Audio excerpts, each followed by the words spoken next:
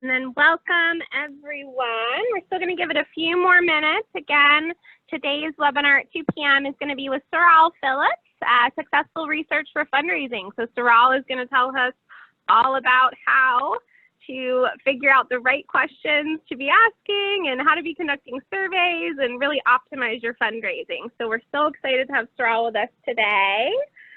How are you today, Surale? I'm great.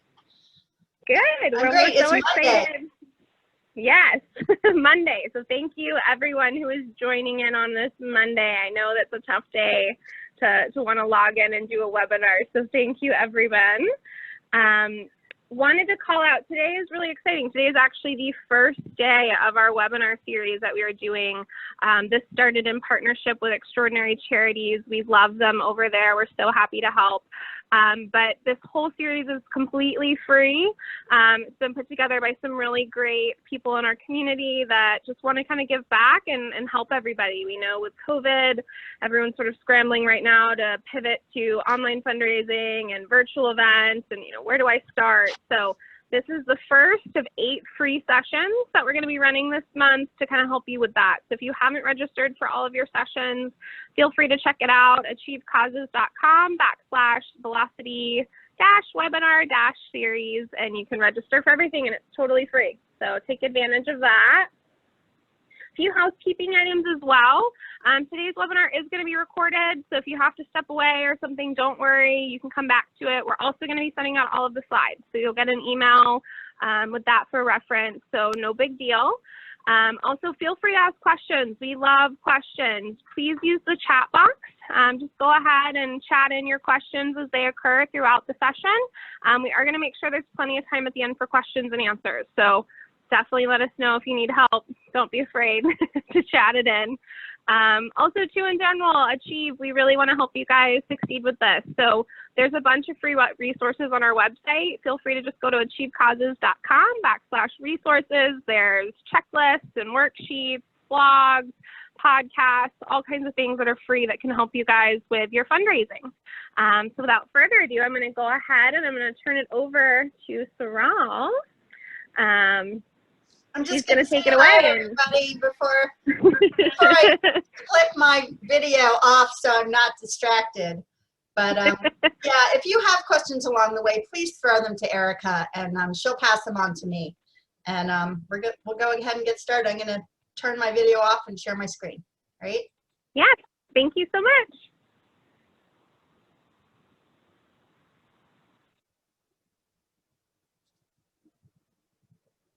Are we good?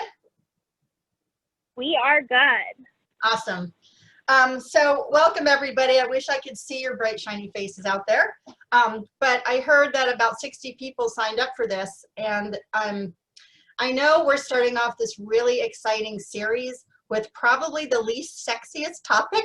So unless you're a super nerd like me, I thank you so much for joining in to talk about research first. And the reason we started with research is because it really kicks off everything that this whole series is about. It's the foundation for everything that we're going to be doing related to fundraising. And I want to introduce Dream Team. Dream Team is me, Surale Phillips, and Laura Morse, who most of you probably know through Sharp 11, and Cheryl Baldwin, who most of you probably know through Sweet Boo Design.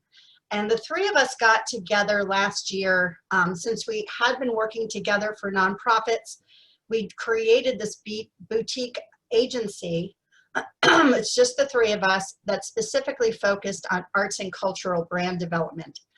But we realized that the process that we use for arts and culture is exactly the same process that we use for other nonprofits. And the three of us each have over 20 years experience doing this kind of work with folks like you. So we were delighted to be asked to do this webinar series, because we know this is just an incredibly difficult time. And Laura was actually doing a fundraising workshop a few weeks ago, and she did a poll where 6 out of the 10 people in her session said that fall fundraising right now was the top concern on their list. So thanks for all of this, and thanks for thinking about research as the first place to start.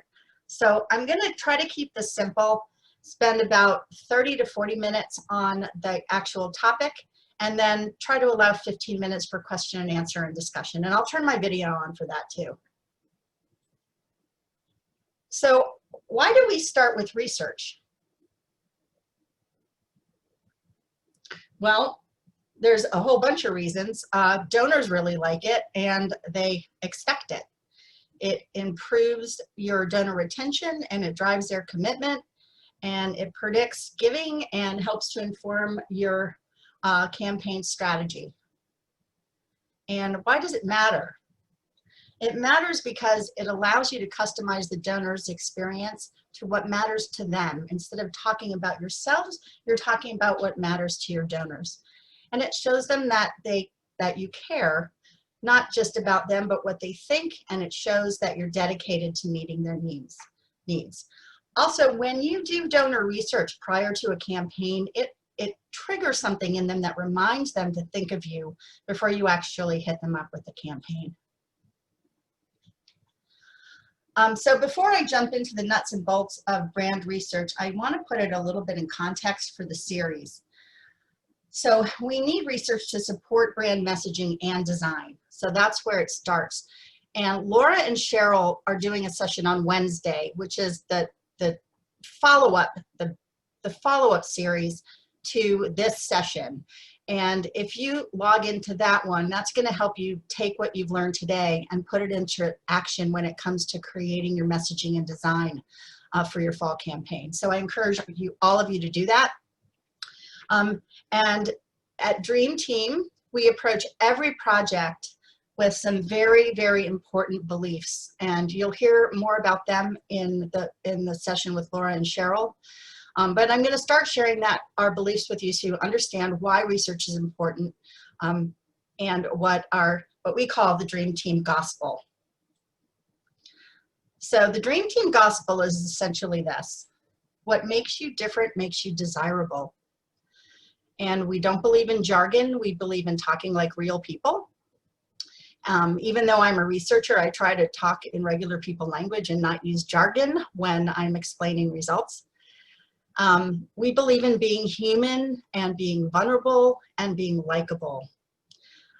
Also, telling a great story. So people are naturally wired to relax and listen when you say, "Let me tell you a story."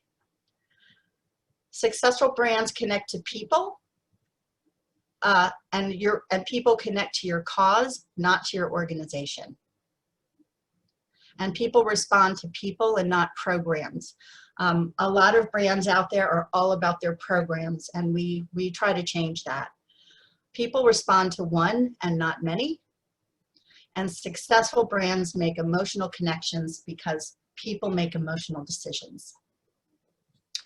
And people join causes that reflect who they are, who they want to be, or how they want to be perceived by others. So simply put, it's not about you, it's about them. And it's not about your organization, it's about how your work moves people to take action. And if you represent something they want to see in themselves. So with our fundraising gospel in mind, we'll dive into the brand research.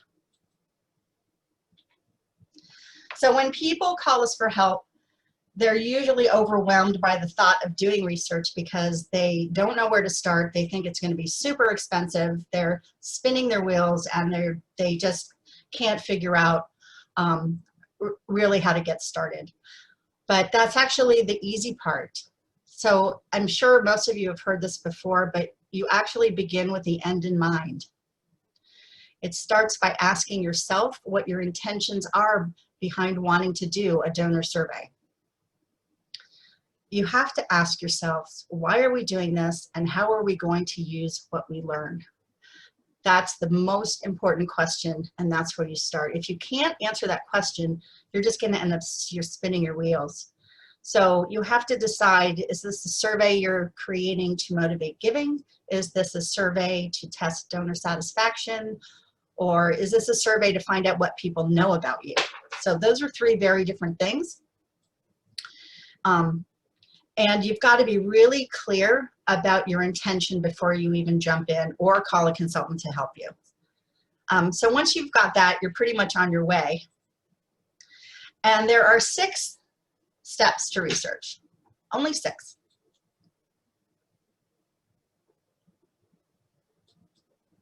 The first is to set clear objectives.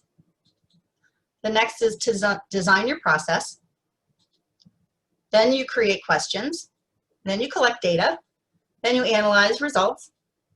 And then you use what you learned. So that's pretty straightforward. Where do you all think most people start their research project? Erica, you can actually take, if you guys want to type in an answer to the chat. I love to know where people think most people start. Yes, absolutely. If you have a guess of where this starts, feel free to chat me and we'll see what people say. Ooh, one says with data. Collecting data. That seems to be the answer. Okay. Yep. Ooh, probably Google. So that's fair. Yeah. So most people start smack dab in the middle of this and they start writing questions. They're like, we have to ask people about this and we have to ask people about that. So yeah, questions and trying to figure out what data is where they start. And if they don't have clear objectives, they get all spun out. So again, it's about the intention, but it's also important because you need to be able to tell people that you're surveying why you're asking them these questions. Not only why you're asking them the questions, but what you're going to do with the results. So when you send a survey out, you have to have a compelling engagement story of why you're doing this and how it's going to be used. And you end up circling back to them to tell them some of the results and how you're putting their opinions into action. So it starts a dialogue. It's not just about collecting data. It's actually a communication tool. And people are much more likely to respond to you if they know that you're going to use their input. So what do you think are the most common mistakes people make when they're setting out to do a survey? Again, if you have any thoughts, just fire them into the chat.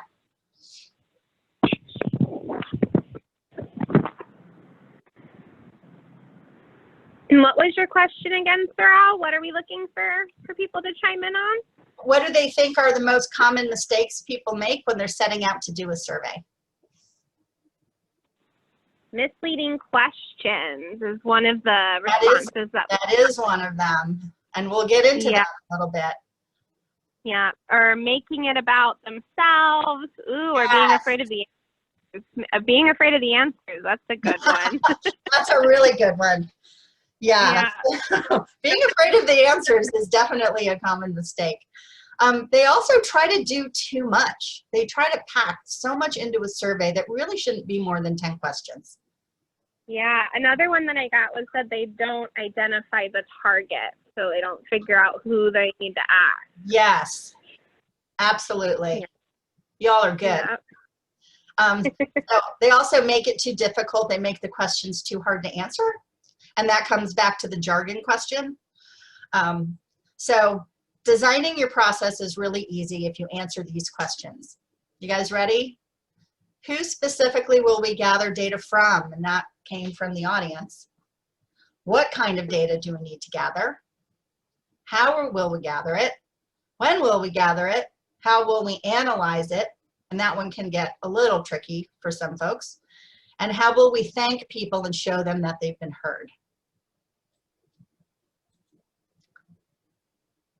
So figuring out what kind of data you need after you have your intention clear. Most people think that figuring out what kind of data they need is really the hardest part of, again, because they start by trying to write their questions and think about the data instead of how they're going to use the data. But there's a trick to keeping it simple, and that's narrowing it down to considering 4 kinds of survey data before writing any questions. And there are only 4, and that's probably where we're going to spend the most time on this webinar, is talking about these 4 types of questions, 4 types of data. So the 4 types of data are, does anyone have a guess? This one trips people up, so I'll just go ahead and tell you. We got one guess. We got geography. Geographical. Geographical counts, but it's not one of the types, but it's a category within one of the types. So the types are knowledge, opinion, behavior, and attributes. So geography would be an attribute. So starting with knowledge, these are questions about what people know or how well they understand something. They're often true or false questions, or they can be questions where you're asking people like, how strongly do you agree with the following statements? So it's testing people's knowledge. I'd love for you guys to give me one example or one or two examples of what you would consider to be a knowledge question that's related to your organization. And then I'll throw out a couple to you, but I'd like you to think about it and see if you can come up with one or two.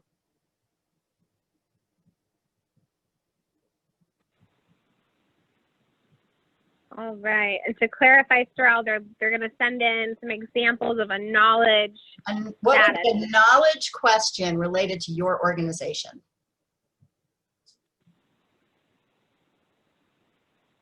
So again, it's trying to figure out what people know or think they know about you.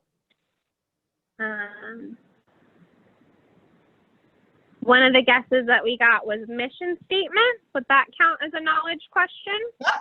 Yep. A knowledge question would be something like, our organization's mission is to, and you could give them 3 choices, right? So you would be making sure that they really understood your mission, and by putting 2, erroneous ones in there that might be close, but really aren't totally on target. Another example of a knowledge question for a fundraising survey would be, we've been serving South Florida since 1930, 1960, 1990. If you're a very old historical organization, that might be something that you need to know if people know that about you. You can also ask people if there's something about your organization that they have questions about.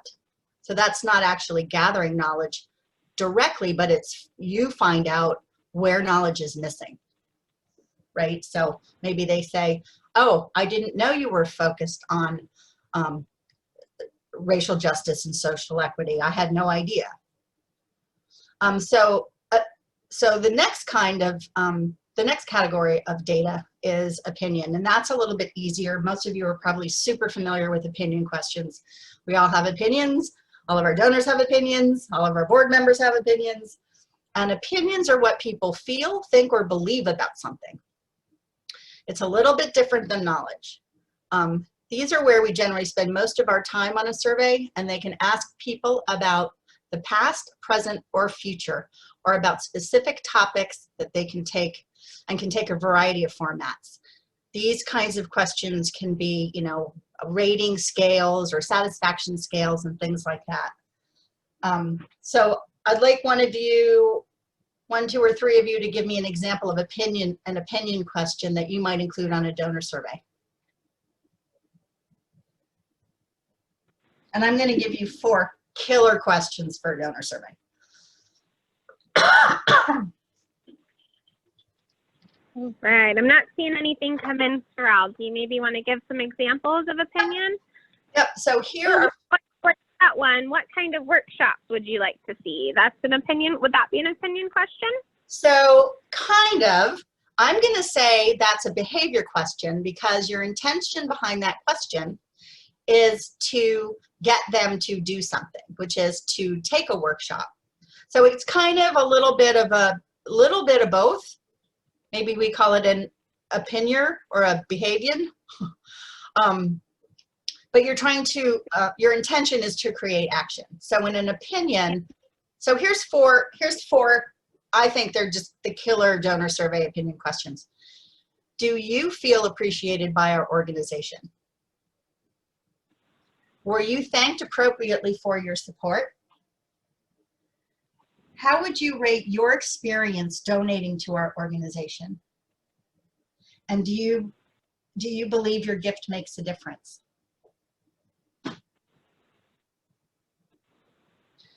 And here are a few other examples of opinion questions that are good for donor surveys. And these are ones that you'd probably use a scale, like strongly agree, agree, neutral, disagree, strongly agree. And these are, I'm passionate about this cause. So you'd say, you know, please tell us how strongly you agree with the following statements. I am passionate about whatever this cause is. So that would be your cause. I'm committed to my relationship with this organization. This organization is my favorite charity. I believe this organization delivers the outcomes it promises. And I feel a sense of belonging to this organization. So right there were 9 examples of donor survey questions that are opinion related. Did you notice anything that they had in common? One of the things we got was emotion. Uh-huh. Yep. Right. Appreciation. Meaning, passion. What else? They were about the donor's feelings. Completely. Ding, ding, ding. Yeah, in every one of those statements, it was about me personally, like as the donor. Do I feel appreciated? Was I thanked? Am I passionate? Am I committed? Right? So whenever you write out your questions, you have to kind of flip it over and make sure that what you're asking is about emotion and having to do with the human being that's on the other side of that question. Okay, so now behavior is a little bit different. Behavior questions ask about what people have done, do now, or expect to do.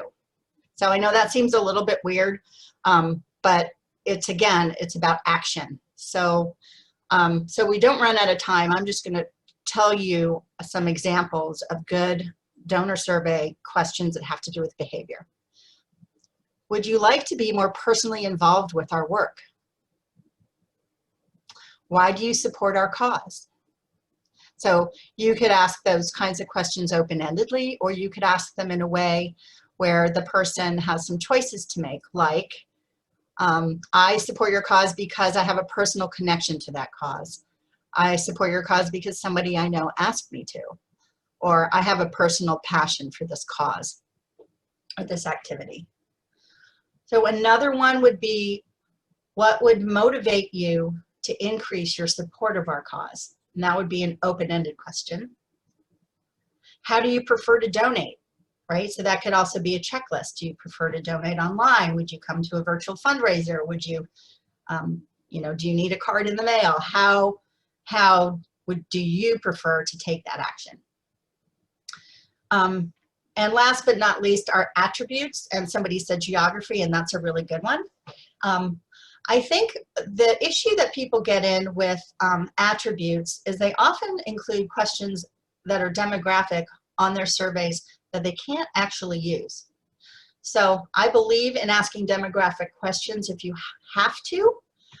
Sometimes you have to for a grant, but oftentimes people can't come up with a really good reason of why they need to know, for instance, someone's age.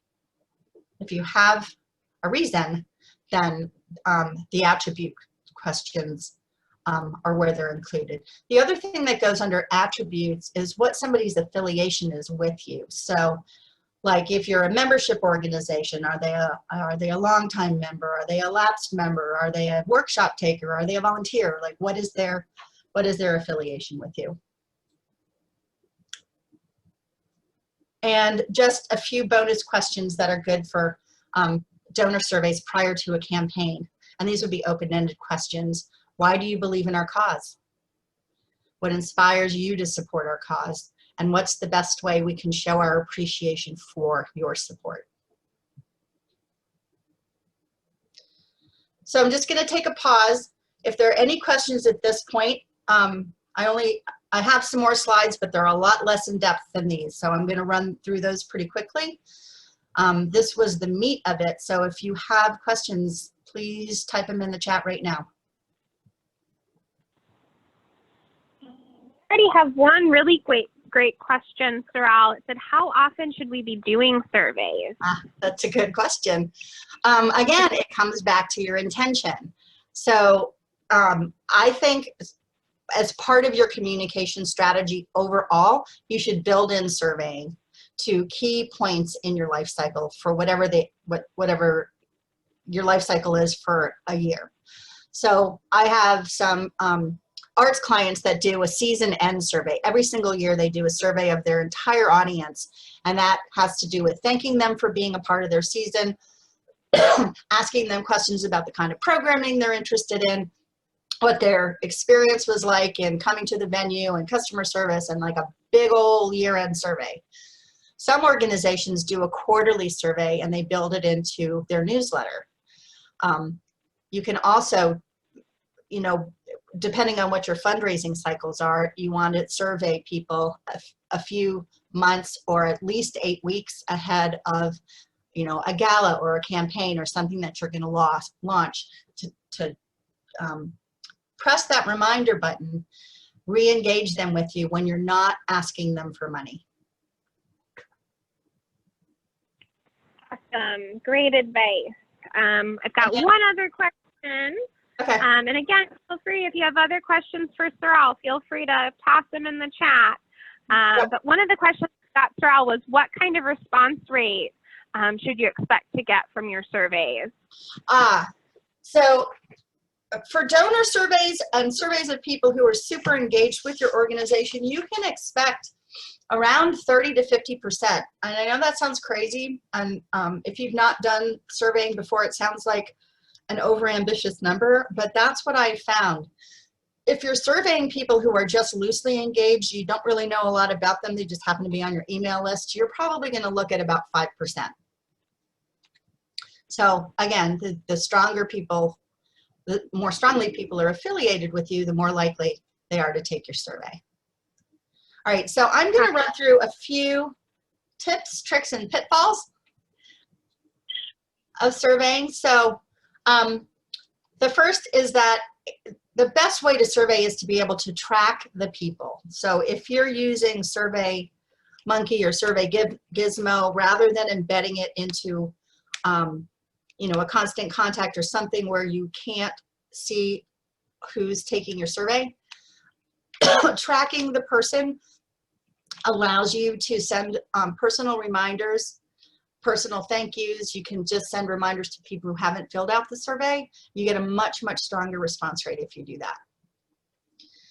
The other is to offer some kind of incentive. And I find the incentives that get the most response rate are ones where you offer something small to the first X number of people. So it might be the first 20 people, depending on how big your organization and how big your list is.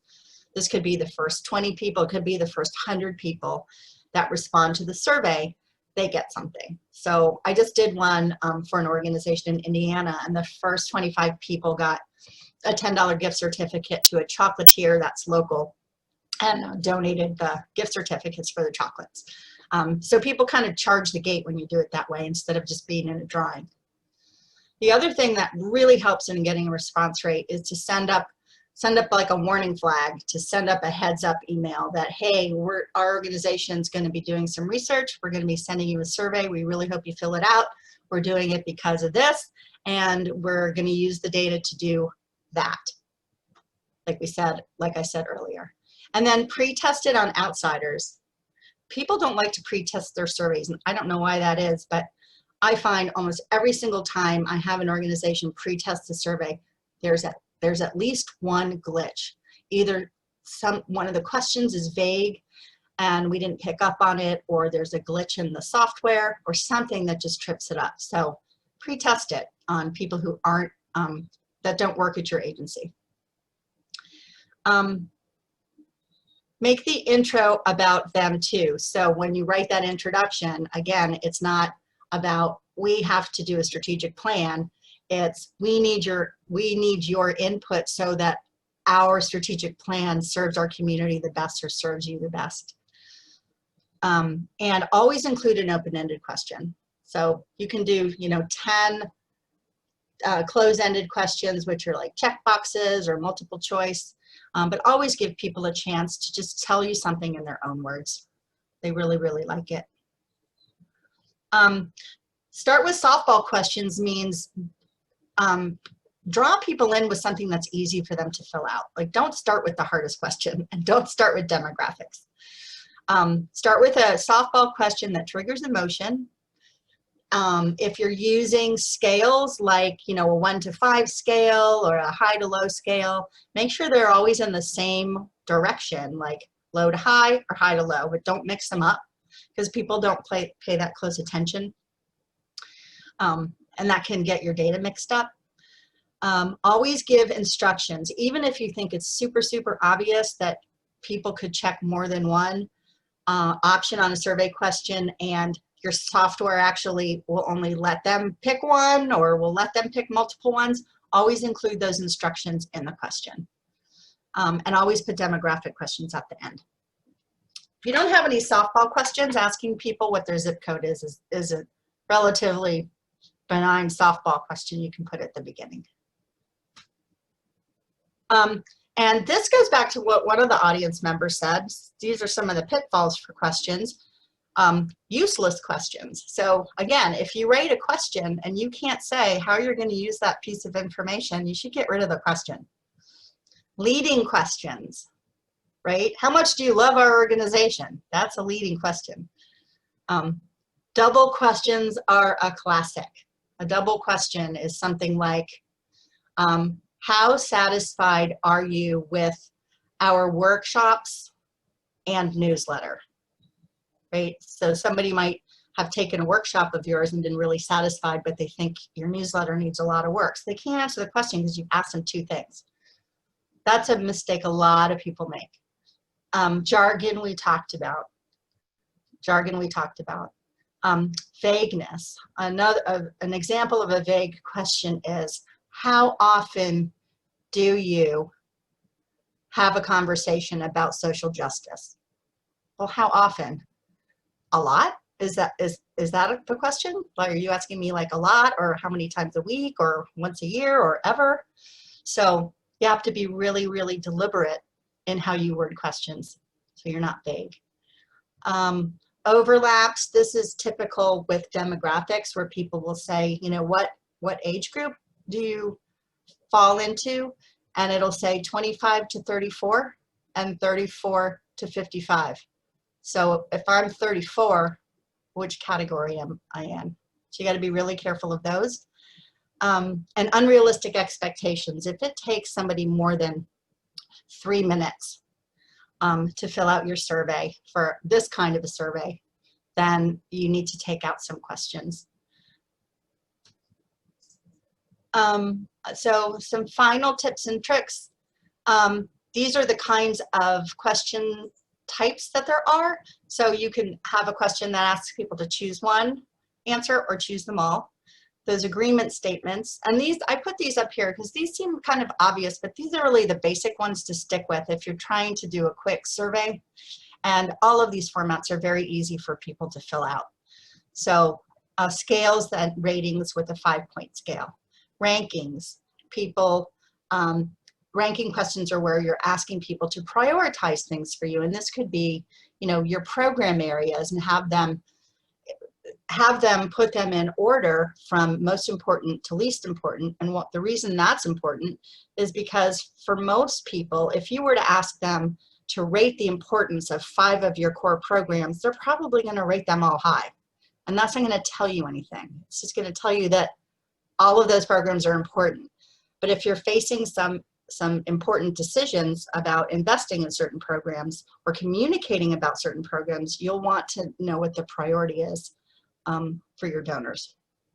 And then open comment questions. So before we head into the Q&A, I just want to underscore your fall fundraising 3-point checklist.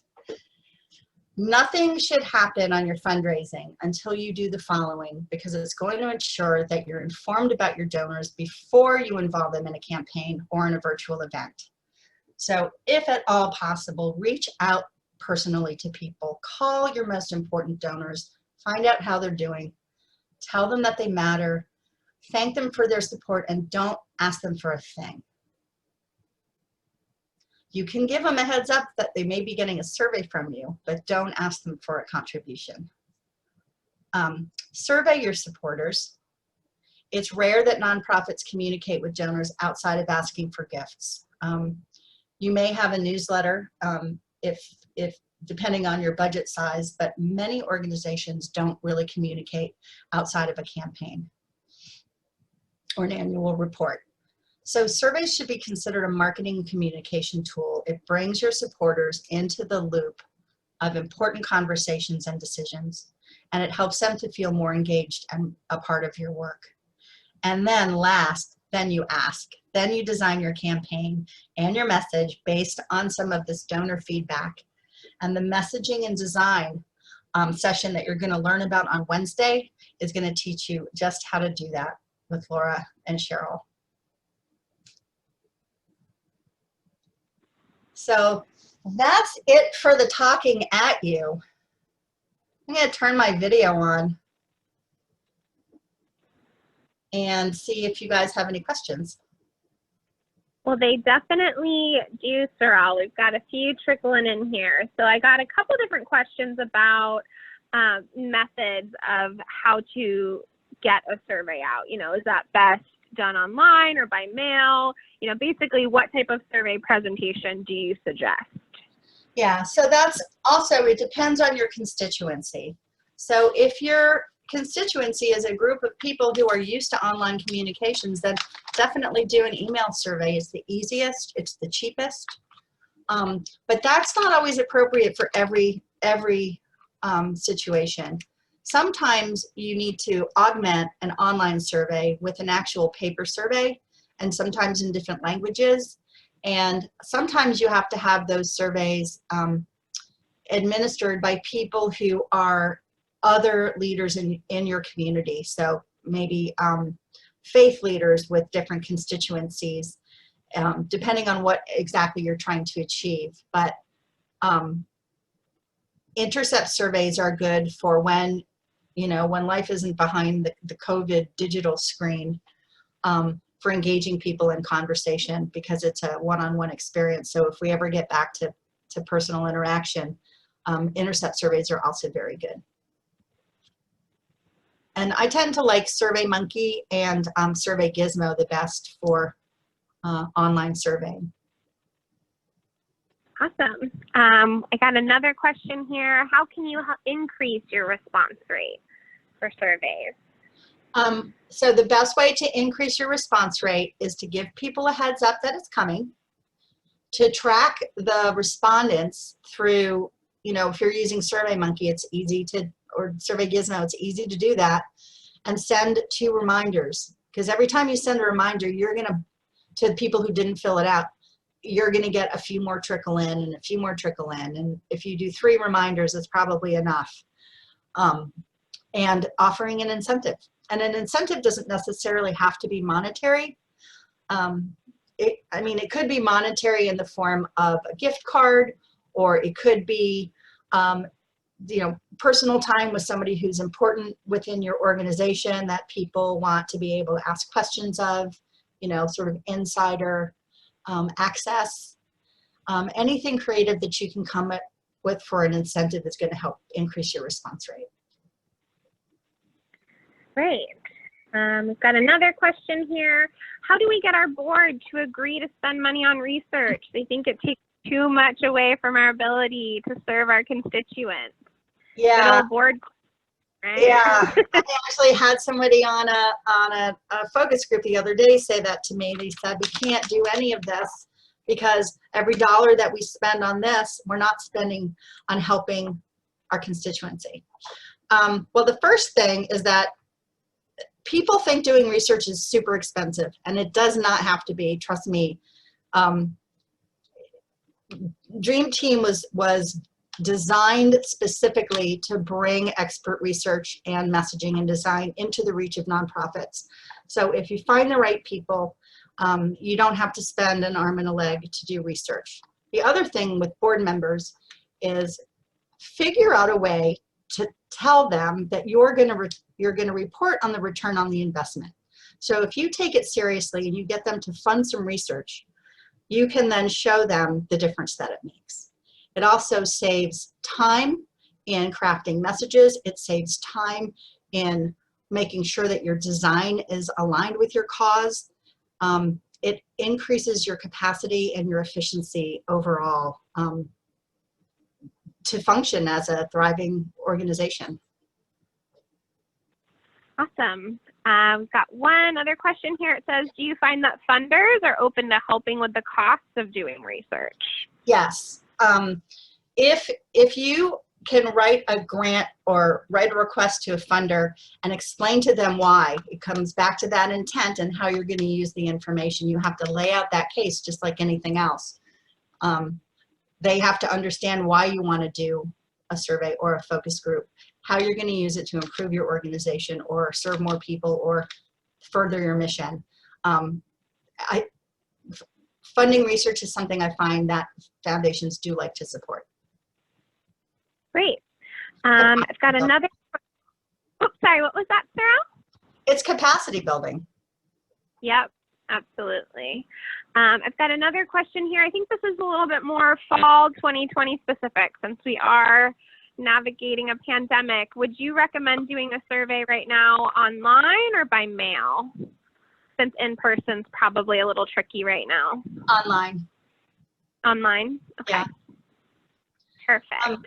And if your timeline doesn't allow for building it in to inform your fall campaign, you could include a survey in your campaign as a mailer and engage them in conversation about your future.